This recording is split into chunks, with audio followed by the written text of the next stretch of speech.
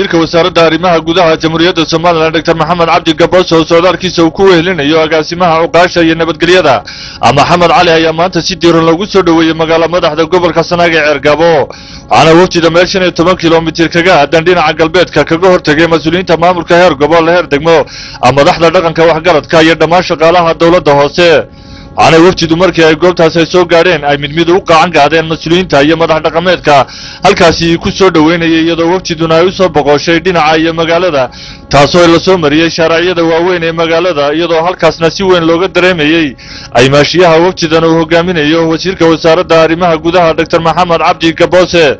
وعلى وفد دو أيكوب يشوفين حرون تقصي مرتدى مقالة عرقابه يدو هل كاس نايسلان كقاتين عتب كتسن عيدا كبلايسكا waxaana ugu horeyntii halkaasi ka hadlay gudoomiyaha gobolka Sanaag Cali Cabdi Hurre ayaa isagu uu sheegay inay ku soo dhaweynayaan maamul ahaan iyo shacabka ku dhaqan gobolka Sanaag wasiirka wasaaradda arrimaha gudaha waxaana isaguna halkaas hadallo kooban oo mahadcelin ka soo jeediyay wasiirka wasaaradda arrimaha gudaha Dr. Maxamed Cabdi Gaboos ayaa isagu mahadceliyay dadkii sida diiran ugu soo dhaweeyay gudaha magaalada Cergabo waxaana wasiirku ka warramay ujeedada socdaalkiisa uu ku tilmaamay mid ugu kurgalayo xaaladda guud ee gobolka taasoo uu sheegay haddii aan lahayd dhinacyada abaaraha iyo dhinacyada ammaanka taasoo uu sheegay inuu gobolka Sanaag yahay gobolka ugu bariya gobolada Soomaaliland isla markaana uu yahay meel xasaasi ah sheegaya safarkaygan waa safar kormeer waa safar hawleed oo aan ugu talagalay madaxweynuhuna uu igu soo diray inaan imaado gobolada dalka oo aan u soo kuurgalo xaaladda dadku ku nool yahay xaaladda maamul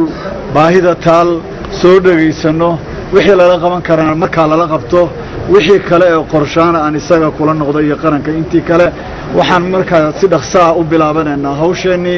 mar labaad waxaan duceynaa Ilaahay gobolkana ka dhigo gobol barwaaqo wasiirka wasaaradda arrimaha gudaha jamhuuriyadda Soomaaliland Dr. Maxamed Cabdi Gaboos ayaa socdaalkiisa ka soo bilaabay degmada Garadag taasoo ay la kulmeen mas'uuliyiinta maamulka golaha deegaanka iyo waxgaradka ku dhaqan degmadaasi